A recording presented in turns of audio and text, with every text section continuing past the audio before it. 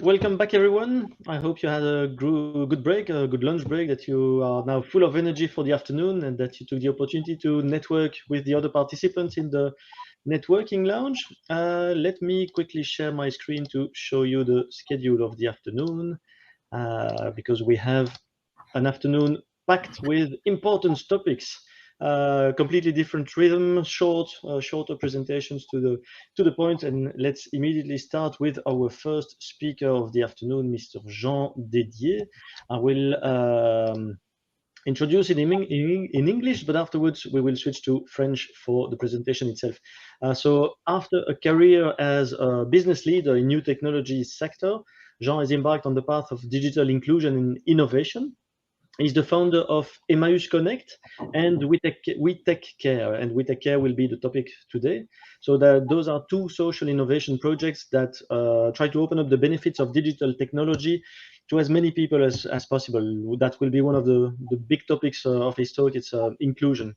So his goal is really to involve the business world, the political world, the civil society in projects of public interest in the service of the most disadvantaged, and you will understand why. So Jean heads We Take Care France and Belgium, both of which aim to improve the support capacity of frontline players who are in contact with audiences far from digital. So if you have questions, you don't hesitate to ask them in the chat in English, and I'll raise the question, and Jean will also answer in English, but the presentation will be in French. Jean, bonjour, merci beaucoup de nous rejoindre. Je vous laisse démarrer et c'est moi qui vais passer vos slides aujourd'hui.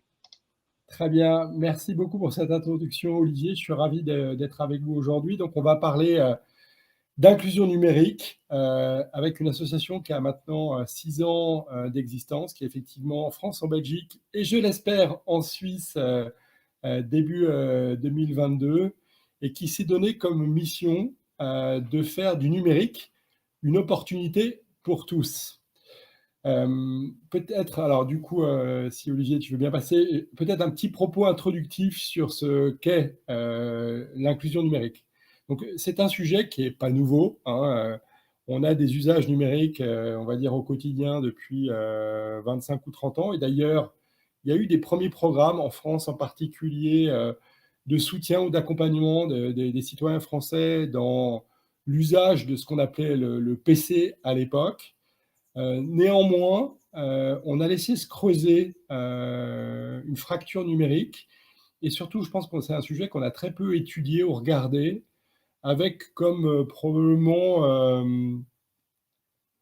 analyse que tout ça allait se résoudre avec le temps très vite et que tout le monde serait autonome et que l'inclusion numérique, dans le fond, ne serait un sujet que très à la marge et qu'on pourrait et qui ne deviendrait pas impacter quelque part les ambitions de déploiement qu'on voit aujourd'hui de services numériques pour tout ce qui est les services essentiels du quotidien, sa banque, se déplacer, se soigner, etc. Et puis évidemment aussi des services publics. Donc les équations à résoudre et les publics concernés. Donc il y a deux grandes natures de publics qui sont touchées. Première nature de public, c'est les publics seniors, bien entendu, ceux qui n'ont pas connu le numérique dans leur parcours professionnel et encore moins dans leur parcours universitaire. Et puis les publics précaires qui se caractérisent comme étant souvent les moins diplômés, c'est-à-dire qui ont des cursus scolaires extrêmement courts, des vies professionnelles difficiles et souvent courtes ou hachées, et qui, par-dessus tout, ont des problématiques budgétaires, c'est-à-dire que les quelques dizaines d'euros qu'il faut pour être correctement équipé, avoir un smartphone, une box, enfin quelque part des outils personnels, en fait, c'est pour les plus fragiles budgétairement de nos concitoyens, bah, ça reste quelque chose de très difficile. Et on voit parmi les populations les plus fragiles socialement des gens qui n'ont pas les moyens, tout simplement, de suivre ces innovations numériques.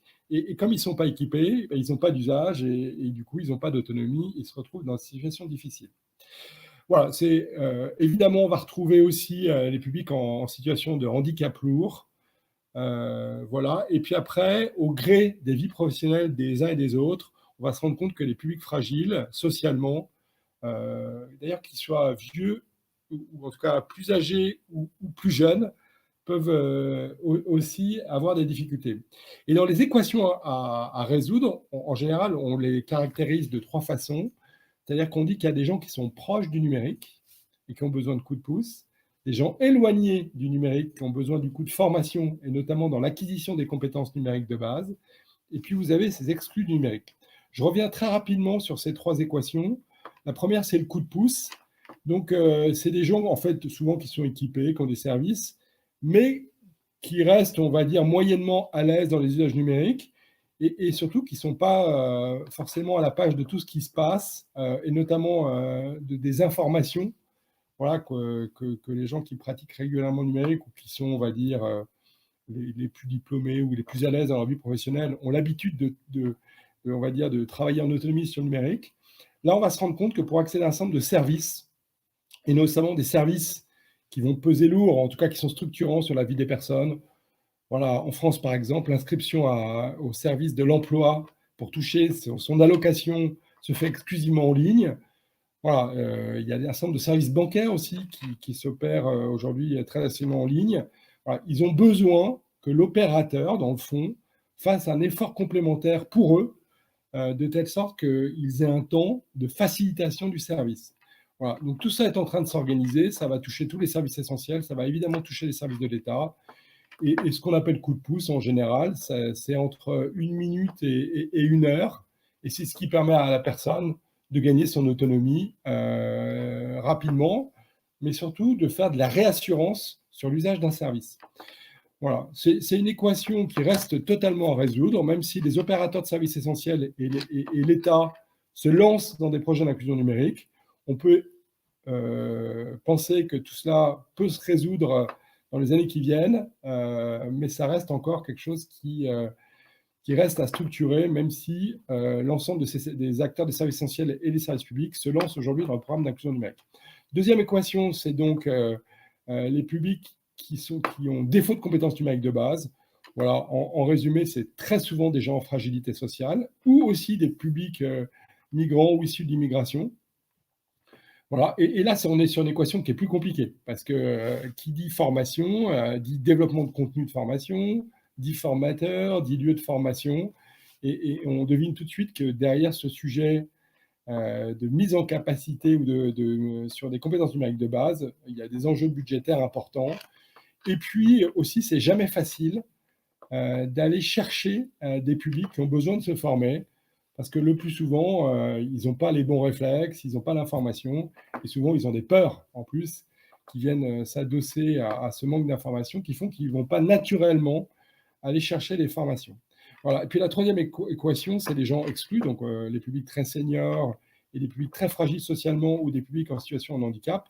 Et là, c'est une nouvelle mission pour ce qu'on appelle le monde social, le monde de l'accompagnement. Alors, c'est vrai qu'en Europe, ce monde de l'accompagnement, et je pense à la Belgique ou à la France en particulier, il y a ces réseaux, mais c'est un métier nouveau qui nécessite des moyens complémentaires, qui nécessite des formations complémentaires. Ce qu'on voit très souvent, c'est que ces organismes sociaux ne sont pas équipés. Ils ont des professionnels qui ne sont souvent pas non plus des champions du numérique, et que la mise en place de tout ça nécessite une structuration. Voilà, du développement de compétences, de l'investissement aussi dans du matériel, et que tout ça ne se fera pas rapidement sans mobilisation forte des services publics. Donc c'est dans ce contexte qu'intervient la création de WeTakeCare, avec ce que vous voyez, du coup, un premier temps, on va dire, d'incompréhension, puis ensuite, on va dire, en France, à partir de 2017-2018, de décollage, avec du coup une première version d'un WeTakeCare qui a grandi ou qui a été issu de travaux qu'on avait menés dans des associations de lutte contre l'exclusion. Donc on a fait WeTakeCare était une structure qui faisait des études, on avait un média, et puis assez tôt, on s'est lancé dans le développement de contenu pédagogique. Voilà, qu'on souhaitait, donc contenu pédagogique, pardon, pour l'acquisition des compétences numériques de base, qu'on a rapidement mis dans une plateforme qui s'appelle en France Les Bons Clics et ailleurs 1, 2, 3 Digit, voilà, qui devait permettre à des gens, des acteurs sociaux, des bénévoles, des gens dans les familles qui veulent aider, on va dire, des personnes en difficulté sur le numérique, à les faire travailler sur l'acquisition des compétences numériques de base. Voilà. Et puis est arrivé, on va dire, un booster incroyable, ou en tout cas un danger numérique important, si je le présente de façon plus négative, la crise sanitaire, où quelque part on s'est tous retrouvés confinés, et du coup l'accessibilité aux services ou même l'accompagnement tout court ne pouvait plus se faire autrement que par le numérique. Et là, un sujet qui était émergent, qui était un sujet encore à l'étude, voilà, a pris corps avec un besoin très important. Je pense à l'école.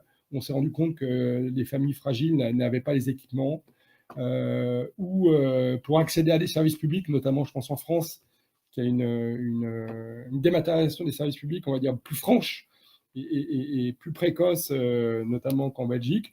Voilà, il y a des millions de Français qui se sont trouvés dans des difficultés, voilà, pour pouvoir accéder à leurs droits, pour que des familles à l'école puissent se déplacer, avoir de l'information.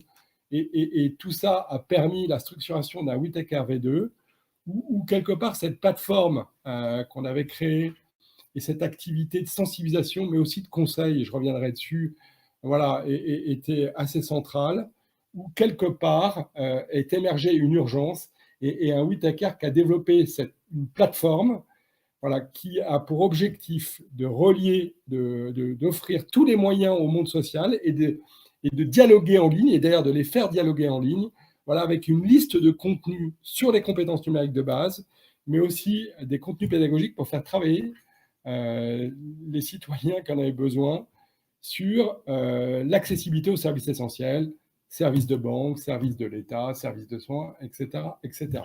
Olivier, si tu veux bien enchaîner avec le slide suivant. Voilà. Donc, dans ce contexte, comment est-ce que Whittaker s'est développé? D'abord, en faisant des projets au service de grands opérateurs. Donc, on travaille notamment sur un projet européen qui est entre la France et la Belgique, qui vise à développer des réseaux d'aidants. Et quelque part, au-delà de cette mission de faire du numérique une compétence pour tous, notre mission au quotidien, c'est de créer des réseaux d'aidants et de mettre en capacité de nouvelles personnes, professionnels du monde social, médiateurs numériques, ou beaucoup de bénévoles, ou même des gens, des proches dans les familles, voilà, de les mettre en capacité d'agir en hyper proximité, et puis avec la flexibilité qu'on peut imaginer. Voilà, on est sur des formations courtes. Hein, l'acquisition de compétences numériques de base, c'est des parcours qui vont en général entre 10 et 40 heures, voilà, qu'il faut faire de manière progressive. Et il faut à la fois beaucoup de flexibilité et de proximité. Voilà, donc on a commencé à travailler donc, avec des soutiens européens sur des projets de développement de réseaux d'aidants sur le territoire franco-belge. On a travaillé avec le ministère en France des Affaires sociales et de la solidarité, voilà, pour démultiplier les capacités de tout le monde social à agir sur l'acquisition des compétences numériques de base. Voilà. Et puis, on a mené beaucoup, j'ai presque envie de dire, on a été contraint, mais c'est un peu la réalité, de créer une équipe de consultants, voilà, qui venaient de grands cabinets de conseil, voilà, et qui ont rejoint Whittaker, on va dire, persuadés qu'il y avait un sens important dans cette mission, d'ailleurs souvent en faisant des efforts financiers importants pour nous rejoindre. Et on est venu aider des grands opérateurs de services essentiels, beaucoup d'ailleurs des services publics, mais aussi un certain nombre de services privés, et des collectivités territoriales. Alors les opérateurs, c'est les aider à bâtir des stratégies digitales inclusives. Ça veut dire quoi? Ça veut dire d'abord, délivrer un service qui soit suffisamment simple, avec une ergonomie adaptée, avec un vocabulaire adapté. Et puis ensuite, former leur réseau à accompagner les publics ou à développer des parcours particuliers pour les publics fragiles, qui commençaient d'ailleurs par identifier au sein de leurs clients ou de leurs bénéficiaires qui sont les publics fragiles. Et puis ensuite, construire des parcours existants quand il y en a chez ces opérateurs, soit en les mettant en lien avec des réseaux spécialisés du monde social ou du monde de la médiation numérique, voilà, qu'on mettait en lien et qui prenaient soin de former leur public, soit sur les compétences numériques de base, soit sur le développement de leurs services. Voilà, donc on a fait, et on a aussi beaucoup travaillé avec des collectivités, des départements, beaucoup de grandes villes.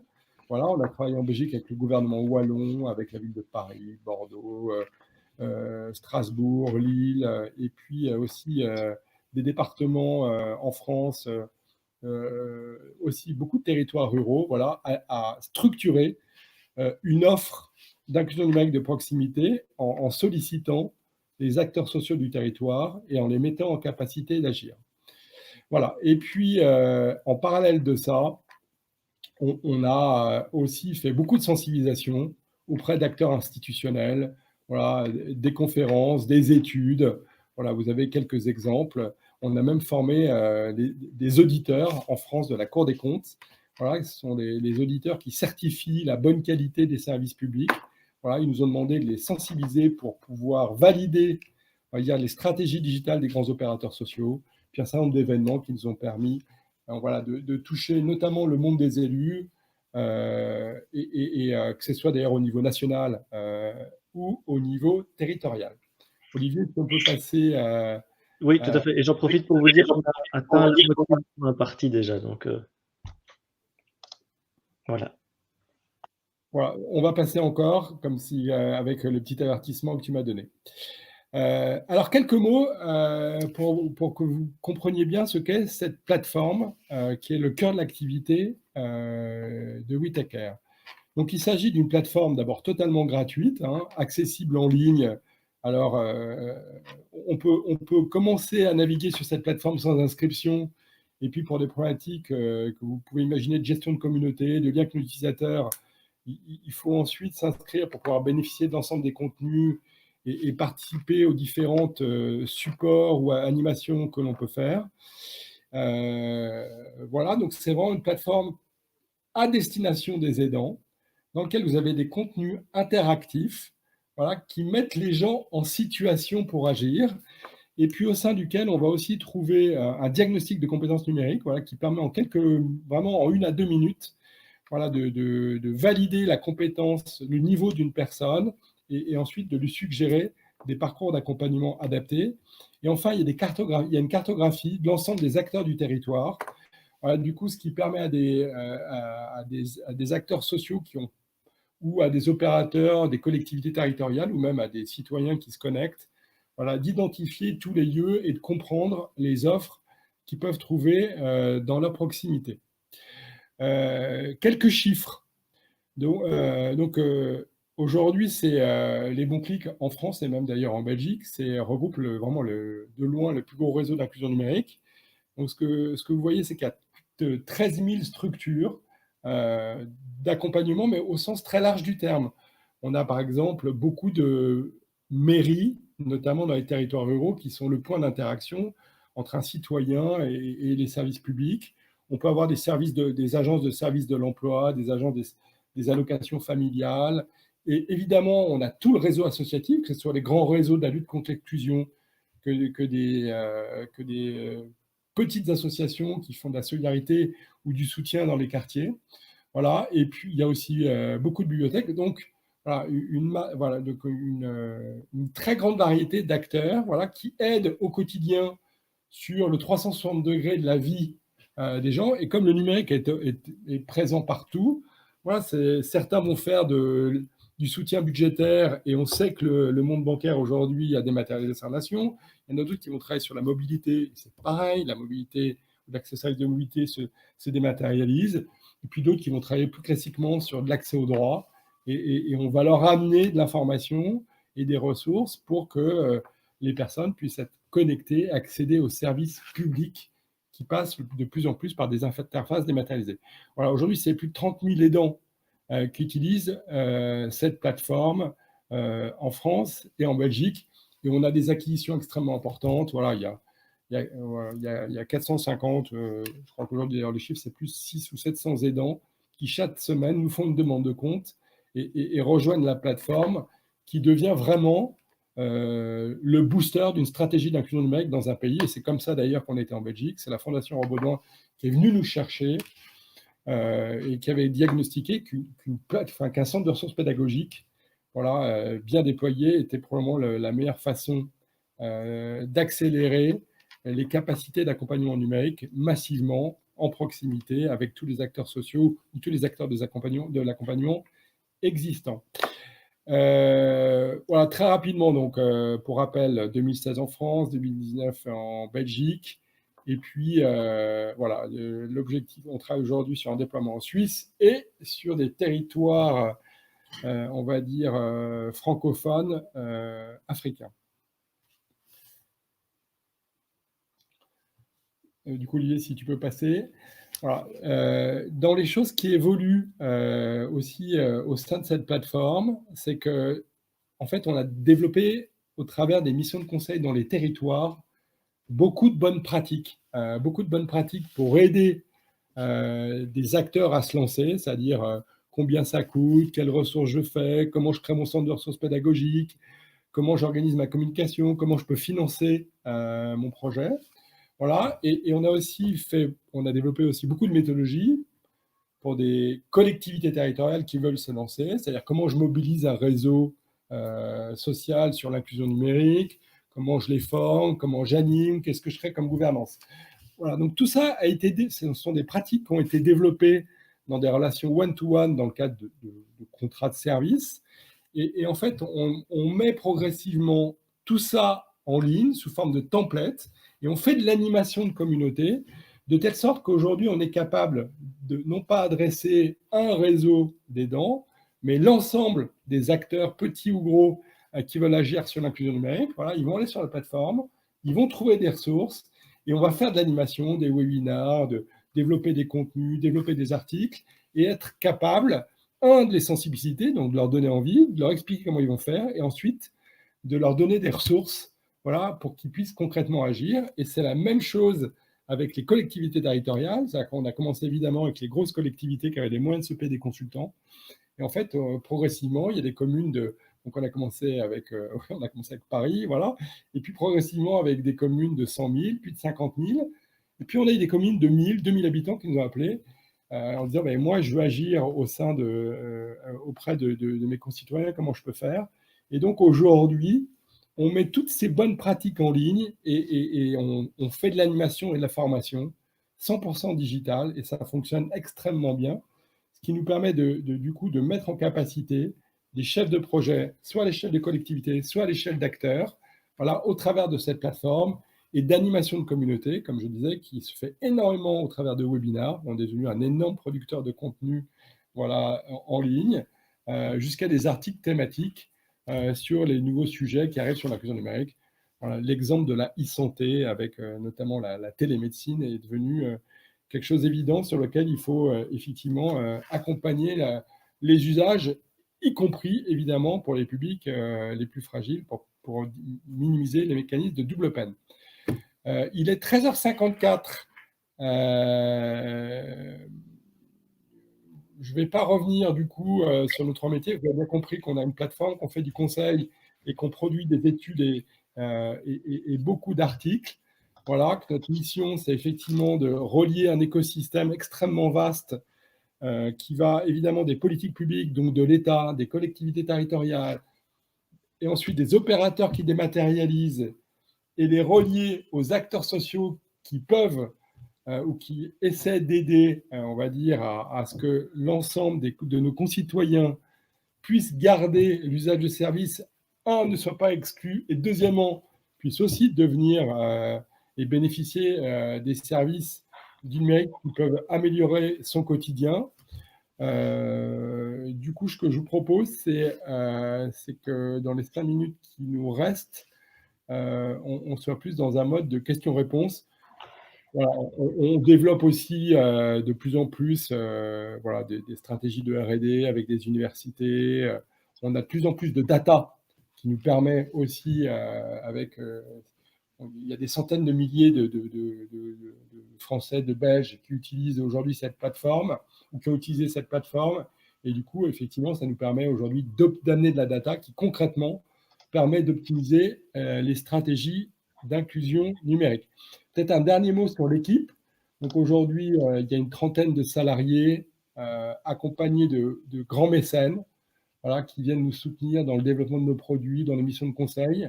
Donc ces grands mécènes, ça peut être des acteurs comme Capgemini, voilà, qui nous aident au développement de nos plateformes, qui nous aident aussi dans la structuration de nos missions de conseil. Voilà, je pense à des acteurs aussi comme Google et beaucoup ensuite de fondations qui nous aident au développement de cette activité, puisque si nos activités de conseil, évidemment, ont un modèle économique assez évident, le développement de cette plateforme, eux, repose sur un modèle 100% de solidarité, puisqu'on souhaite évidemment que cette plateforme puisse être durablement gratuite. Voilà, Olivier, j'en ai fini. Je ne sais pas si on est bien dans le timing. Tout à fait, merci beaucoup. Il y a, je pense que tout le monde était vraiment à l'écoute parce que j'ai vu passer peu de questions. En fait, c'était aussi la difficulté de réussir à faire passer autant de messages, d'autant plus qu'on n'avait pas fait d'introduction avant sur le sujet de l'inclusion. Donc, tu l'as extrêmement bien pas résumé parce que malheureusement, on ne réussit pas à couvrir toute cette difficulté. C'est vraiment un très grand sujet. Je pense qu'on pourrait passer des heures sur ce sujet-là. Il y a une question qui est arrivée dans le chat qui est le lien quelque part entre le sujet global de la matinée et d'une partie de l'après-midi sur les aspects environnementaux du numérique. Véronique nous demande est-ce que vous avez des liens vers des vidéos en ligne qui expliquent le fonctionnement du web et d'Internet, mais dans le sens utilisation des ressources pour que quelque part les personnes qui apprennent à utiliser Internet réalisent aussi les impacts potentiels.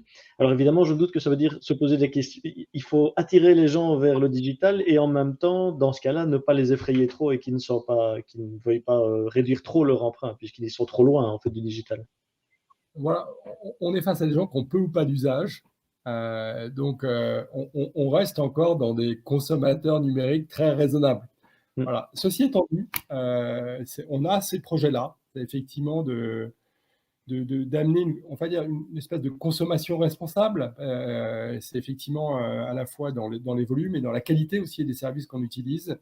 Donc, les projets émergent et d'ailleurs, dans les politiques publiques, on voit des financements arriver pour le développement de contenu qui vise à faire une bonne éducation, une éducation durable de ces nouveaux utilisateurs du numérique, de telle sorte qu'ils ne se laissent pas entraîner dans leur fragilité vers des mauvais usages ou des mauvais services, tout simplement. Ouais. Et puis, quelque part, probablement aussi à travers le fait d'accompagner les services publics dans le fait d'être accessible, etc. Ça fait partie de tout un ensemble de considérations. Et là-dedans, je suppose qu'il y aurait moyen aussi d'intégrer les autres pratiques de numérique responsable, de façon de développer les sites web, etc., qui contiennent l'accessibilité et l'inclusivité et ce côté meilleure gestion des ressources informatiques qu'on utilise et donc des ressources naturelles qu'on utilise. Effectivement, comme Véronique le mentionne, ce serait un apprentissage probablement utile aussi pour les aidants qui probablement sont des plus grands utilisateurs déjà des services digitaux que les personnes que vous aidez. Très bien, mais on est juste à temps. Je ne sais pas, Jean, si tu voulais encore faire passer un message clé avant que je passe à notre... Non, si je voulais faire passer un message, c'est avec ces plateformes et avec ce qu'on a développé, c'est qu'on se rend compte que devenir un aidant numérique, d'abord, c'est pas si compliqué. Et que du coup, j'aurais presque envie de dire, c'est réfléchissez au bénévolat et au développement du bénévolat sur le numérique. En fait, dans le fond, quand vous êtes autonome sur le numérique, les temps de formation des aidants sont extrêmement courts.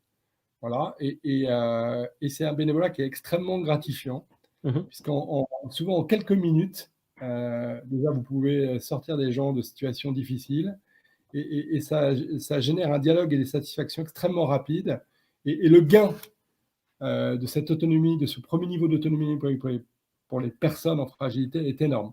Voilà, donc tout ça pour dire que voilà, devenir aidant numérique est probablement quelque chose qui est pas si compliqué et qui est voilà, ce bénévolat est probablement une voie et une clé pour pouvoir massifier l'accompagnement du plus grand nombre assez vite. Voilà.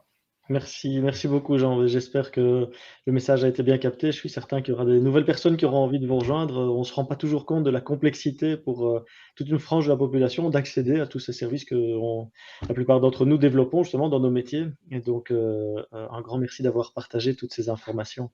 Je vais rapidement vous repartager mon écran pour vous montrer le planning. Ça, c'est pas le bon slide. Hop. Voilà, celui-ci sera mieux. Donc, voilà, nous venons de terminer avec Jean. I'm going to disconnect very quickly to go to welcome Tanguy in a second, and we will start the next session with Tanguy Detro in a few seconds. See you. Don't disconnect. We'll be back.